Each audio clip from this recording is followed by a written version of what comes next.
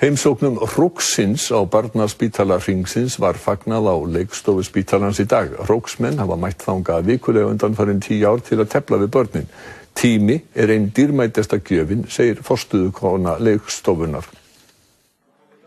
Þeir Róbert Lagermann og Hrafn Jökulsson úr skákfélaginu Hróknum hafa mætt samviskusamlega á leikstofu barnaspítala Hringsins næstum hvern einasta fimmtudag í 10 ár.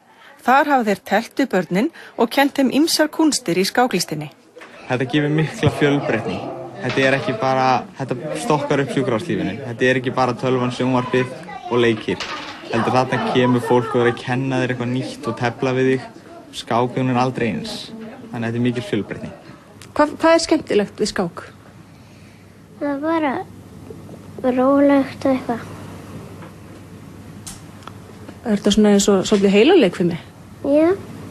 Sigurborg Guttormsdóttir, forstöðukona leikstofunar, segir að hrókurinn hafi gefið börnunum mikið í gegnum tíðina, enda sé samvera og tími ein dýrmætasta gjöfin. Tími skiptir öllu máli. Það gerir það. Og við finnum það sjálf náttúrulega í þessu þjóðfélagi okkar. Það mikill hraði á öllu og það mikilvægt að gefa börnunum tíma og gefa af sér. Ég að segja að þetta nú bara minn uppáhaldsstaður í lífinu. Ég hlakka alltaf til að koma hingað.